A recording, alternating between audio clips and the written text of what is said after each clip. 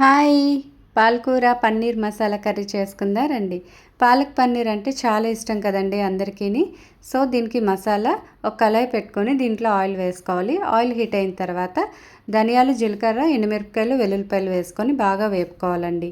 వేపుకున్న తర్వాత నేను 3 ఉల్లిపాయలు, 3 టమాటాలు కట్ చేసి పక్కన పెట్టుకున్నాను. అవి కూడా అందులో వేసుకోవాలి. అలాగే 50 గ్రామ్స్ జీడిపప్పు అది కూడా వేసుకొని బాగా కలుపుకోవాలండి.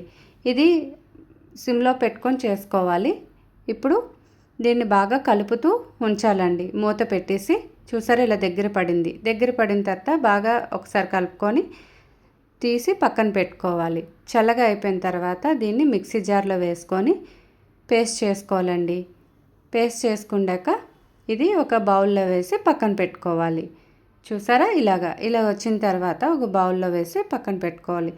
అలాగే నేను పాలకూర ఒక కట్ట తీసుకున్నాను. దాన్ని బాగా వాష్ చేసుకొని వేడి నీటిలో వేసుకొని ఒక 5 మినిట్స్ ఉండిన తర్వాత ఇలా స్టెయిన్లో వేసుకొని ఇది కూడా మిక్సీ చేసి పక్కన పెట్టుకున్నాను. ఇప్పుడు ఒక ప్యాన్ పెట్టుకొని దీంట్లో బటర్ కొద్దిగా వేసుకున్నానండి. వేసుకొని బాగా హీట్ అయిన తర్వాత 250 గ్రామ్స్ నేను పన్నీర్ తీసుకున్నాను. పన్నీరు ఇటు అటు కదుపుతూ 2 సైడ్లను కదుపుతూ దాన్ని ఫ్రై అయ్యేలా చేసుకోవాలి. చూసారా ఇలాగ ఫ్రై అయ్యేలాగా ఇటు సైడ్ అటు సైడ్ కూడా టర్న్ తిప్పుతూ ఫ్రై అయ్యేలా చేయాలండి. సిమ్లోనే పెట్టుకోవాలి, ఎందుకంటే మాడకూడదు, అందుకోసమని సిమ్లో పెట్టుకొని బాగా ఫ్రై చేసుకోవాలండి. మీడియం ఫ్లేమ్లో అయితేనే బాగా అది కుక్ అవుతుంది. పన్నీర్ ఇలా వచ్చిన తర్వాత దీన్ని తీసి పక్కన పెట్టుకుందాం. ఇప్పుడు దీంట్లో కొద్దిగా ఆయిల్ వేసుకోవాలి. ఆయిల్ వేసుకున్న తర్వాత ఆయిల్ హీట్ అయిన తర్వాత నేను 1 స్పూను జీలకర్ర వేసుకుంటున్నాను. అలాగే 2 ఆకులు బిర్యానీ ఆకులు వేసుకున్నాను. ఇది కలుపుకోవాలి. బాగా కలుపుకున్న తర్వాత ఇప్పుడు మనం మసాలా పేస్ట్ చేసుకున్నాం కదండి, అది ఇందులో వేసుకోవాలి. వేసుకొని బాగా కలుపుకోవాలి. ఇది కూడా కలుపుకొని ఒక 5 మినిట్స్ ఇటు అటు కలిపిన తర్వాత మూత పెట్టుకోవాలి. మూత పెట్టుకొని ఒక 5 మినిట్స్ అయిన తర్వాత తీసి పసుపు, ఉప్పు, కారం, ధనియాల పొడి, గరం మసాలా వేసుకోవాలండి. వేసుకున్న తర్వాత ఒక 5 మినిట్స్ మళ్ళీ దాన్ని మొత్తం కలపాలి. కలిపి పక్కన పెట్టుకోవాలి. మీకు నా వంటలు నచ్చినట్లయితే ఛానల్ సబ్స్క్రైబ్ చేయండి, లైక్ చేయండి, అలాగే మెసేజ్ చేయండి, కామెంట్ పెట్టండి. ఇంకా ఏమేమి వంటలు కావాలో నేను సింపుల్గా చేసేలాగా చేసి చెప్తానండి. మీకు టేస్టీగా సింపుల్గా ఉండేలా చేస్తున్నానండి. నేను ఫస్ట్ టైం ఛానల్ పెట్టానండి.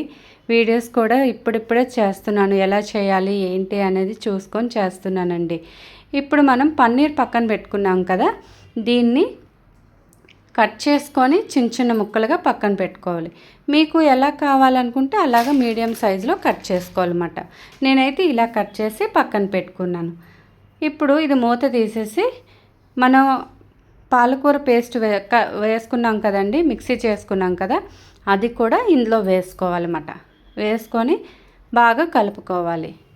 కలుపుకున్న తర్వాత బాగా థిక్నెస్గా ఉంది కదా, ఇప్పుడు ఇందులో కొద్దిగా వాటర్ వేసుకోవాలండి. ఒక 1/2 గ్లాస్ వేసుకుంటే సరిపోతుందండి. 1/2 గ్లాస్ వేసుకొని ఇప్పుడు మనం పక్కన పెట్టుకున్న ఈ పన్నీర్ ముక్కలు ఉన్నాయి కదా, ఇవి అందులోకి వేసేసుకోవాలి. వేసుకున్న తర్వాత మనం కలుపుకొని మళ్ళీ మూత పెట్టుకోవాలి. ప్లీజ్ నా ఛానల్కి సపోర్ట్ చేయండి. ఇలాంటివి ఎన్నెన్నో నేను కుకింగ్ చేసి పెడతాను. ఇప్పుడు ఇది మళ్ళీ నెమ్మదిగా కలుపుకోవాలండి. కలుపుకున్నాక మూత పెట్టుకోవాలి. మూత పెట్టుకొని ఒక 5 మినిట్స్ ఉడకనిస్తే ఆల్రెడీ మనం పన్నీరు బాగా బటర్లో వేపుకున్నాం. లైట్గా బ్రౌనిష్గా వచ్చేంత వరకు, గోల్డెన్ బ్రౌనిష్ వచ్చినంత వరకు వేపుకున్నాం కాబట్టి ఎక్కువ టైం అవసరం లేదండి. చూసారా ఎంత బాగా దగ్గర పడిపోయిందో. కొద్దిగా వాటర్ వేస్తాను కదండి, ఇలా కలుపుకుంటూ వెళ్తే నెమ్మదిగా చాలండి. గ్రేవీ మొత్తం వచ్చేసింది. మొత్తం పన్నీర్కి అంటుకుంది పాలకూర అంతా. ఇలా దగ్గరకు ఉండిన తర్వాత దీంట్లో నేను కొద్దిగా కసూరి మెతి వేసుకున్నాను, ఎందుకంటే టేస్ట్ కోసం అండి. కసూరి మెతి వేసుకొని ఇంకా స్టవ్ ఆఫ్ చేసుకోవాలి. ఇది రోటీల్లోకి కానీ, చపాతీలోకి కానీ, నాన్స్లోకి కానీ, లేదంటే వేడివేడి అన్నంలోకి చాలా బాగుంటుందండి. చాలా టేస్టీగా ఉంటుంది. నాన్ వెజ్ తినలేని వాళ్ళు ఇలాగ పన్నీర్ చేసుకొని తింటే చాలా బాగుంటుందండి, పాలక్ పన్నీర్. మీకు నచ్చినట్లయితే కామెంట్ చేయండి. Thank you.